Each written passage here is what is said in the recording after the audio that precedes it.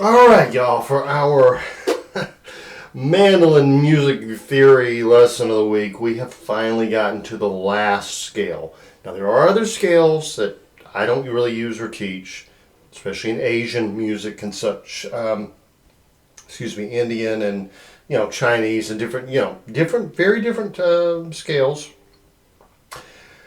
We have played all 12 notes of the chromatic scale in differing patterns. This one is super easy. And it, honestly, if you play blues, country, bluegrass, you're not going to use it a lot. If you're jamming in any band, any of these skills could be used. Maybe not in bluegrass, but in rock and jazz or whatever you might play kind of outside of a set musical tradition, if we want to look at it that way. This is the whole tone scale. Now, last week we talked about diminished scales, and I told you there were two patterns. This is also a pattern scale. The diminished scale goes either whole, half, whole, half, whole, half, meaning a whole step is 2 frets, and a half step is 1 fret. So the diminished scale is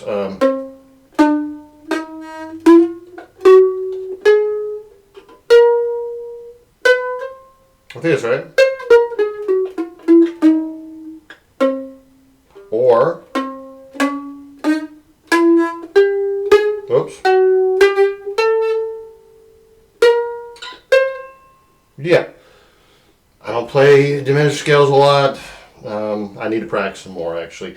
But they're patterns. Either whole, half, whole, half, or half whole, half whole, half whole. Doesn't matter.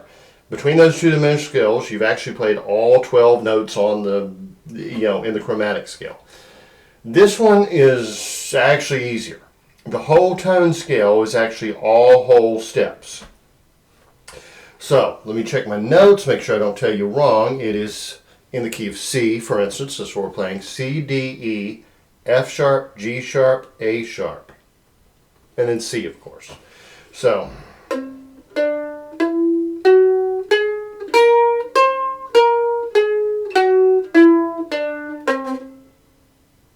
sounds weird, doesn't it? Well, it does sound a little weird, but why is that? It's because we're so used to the natural major scale. We're not used to the whole tone scale. Very rarely, probably, would you play this outside of more advanced jazz. Definitely do not try to play it in an old Dixieland tune or something. But if you're playing, like I said, a really good example, Frank Zappa. Gosh, and there are other guys. I mean, so many. Satriani, very influenced by Zappa. Oh, there's one guy on the tip of my tongue. He's like, gosh, he was a brilliant jazz rock player. Yeah, Captain Beefheart. If you want to get into the deep end of far out music, Beefheart would use the whole tone scale. Sun Ra, Ornette Coleman, not household names for the most part, and it's because those tend to sound a little odd. Now, get into, say, new wave music of the 1980s, Thomas Dolby, Television. Those are bands where you might have heard the whole tone scale and actually featured fairly prominently. And if you want to go back and listen to some 80s music and start hearing that kind of slightly outside sound, and television is the place to start, without a doubt. The Talking Heads, Dolby, I'll probably come up with a few others if I thought about it. Certainly, what was that band was so cool.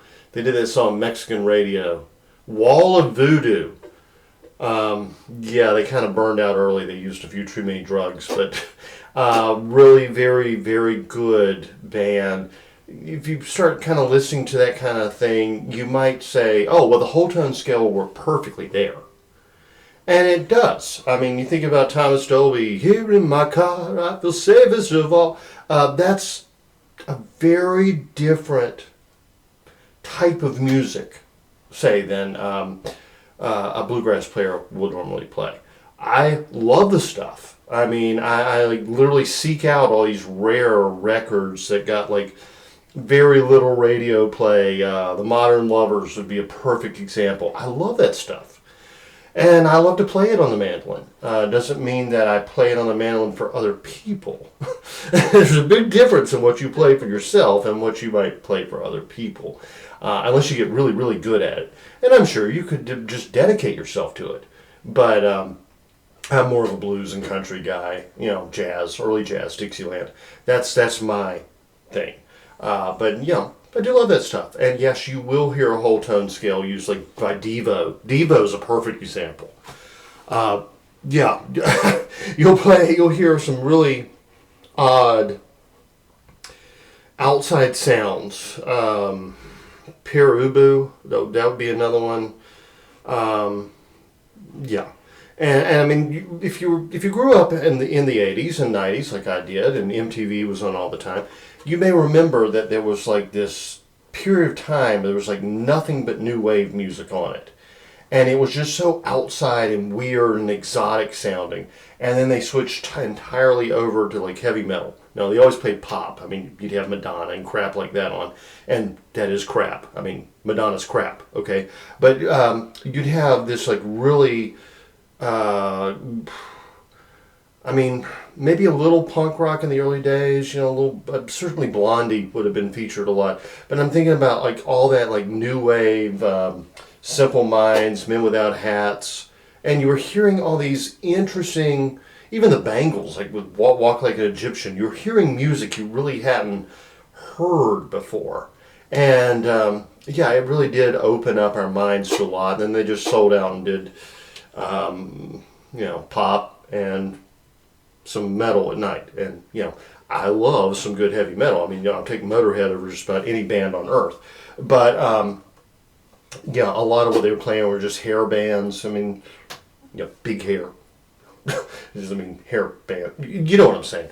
You know, Motley Crue and Poison, and I mean, fun music. I love Warrant. I mean, you know, great fun music. Kiss. I mean, you know, but for a period of time there, it was like the weirdest thing they could find was what they were going to put on there. You had the Fish Heads video. If you don't know what that is, look up the Fish Heads video. And that was a very fun time, and it was a very fun time actually to grow up, and it really opened my ears to a lot.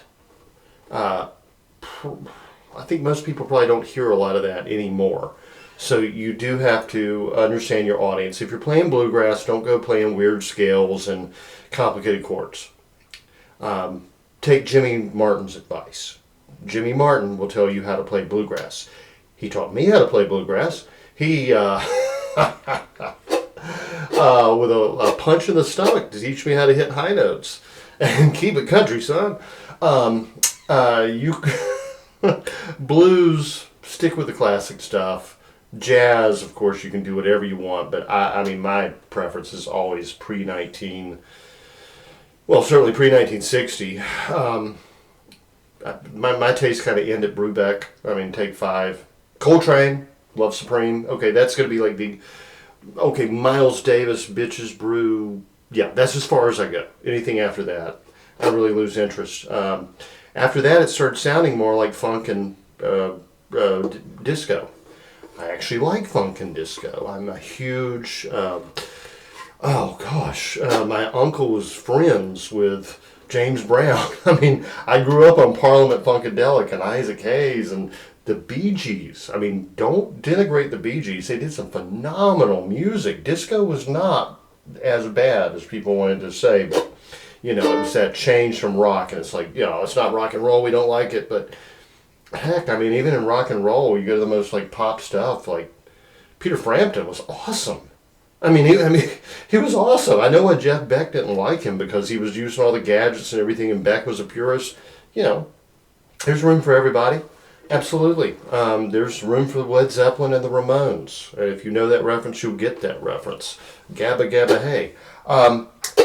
Yeah, but the whole tone scale is easy. Again, let me give you the notes. And I'll write them in a little description, you know, C, D, E, F sharp, G sharp, A sharp, C, and repeat, and repeat. It's just a pattern over and over. If you like it, play it. If you don't like it, leave it. If you got a comment or question, leave it in the comment or question section below the video, or email me judson@judsoncarroll.com. And just remember, there's no right or wrong when it comes to music. I mean, I might say that like pop music's crap, and I have always felt like pop music was crap. Most people love it. That's why it's pop. It's popular. If your tastes drive you in that direction, that's how your brain's wired. Lucky you. You can probably actually make a living playing music. Some of us are more like the Captain Beefheart, Velvet Underground, Blind Lemon Jefferson, and I don't know, Blind Boy Fuller and Mississippi Fred McDowell. I mean, we just have a different feel for music. I mean, I never forget the first time I listened to Mississippi Fred McDowell. He said, "You gotta listen to your first mind once and your second mind twice, because your first mind gonna be leading you astray." And then he jumps into a song called "Women's is Evil," and I'm like 13 years old and my mind's blown. I'm like, this is awesome. This is awesome. Nobody else would have reacted to that record at the age of 13 the way I did, right? I mean, our brains are just wired differently. I remember the first time I listened to Ornette Coleman, I'm like, yeah, I get this. Okay, that's cool. Probably don't want to play that music, but I appreciate that music. Same with Sun Ra, right? First time I listened to the Velvet Underground, I'm like, White Light, White Heat. Oh! First time I hear the Ramones, I'm like, or Motorhead. I mean, I have like the grittiest taste, and most people just plain don't share it. Now, the first time I heard Paula Conte do Happy Feet, I had the same reaction. Absolutely loved it. Rush Limbaugh played it on his show like in the 90s, and I was like, ooh, Happy Feet. Man, that's fantastic. I got to learn to play jazz. Yeah. Things hit people differently. And it really does. Our brains are not all the same. I mean, I love the old-time stuff. Roscoe Holcomb and, oh, man, Doc Boggs and... But my all-time favorite was actually from the town where I grew up, Boone, North Carolina. Al Hopkins. Al Hopkins and the Hillbillies, and Al Hopkins and the Buckle Busters. Al Hopkins and the Buckle Busters. If you like old-time music, look them up. Half of Doc Watson's repertoire came from Al Hopkins. Half of everything played on the Andy Griffith Show came from Al Hopkins. I mean, the most influential guy you never heard of. I love Charlie Poole. I love Uncle Dave Macon, and oh man, yeah. So weird taste for me. I know it. You may have much more commercial taste. This scale may work very well for you, or it may be one that's more theoretical. Either way, it's going to get your ear to hear those notes that are not in the natural major scale. Y'all have a great week. I'll talk to you next time.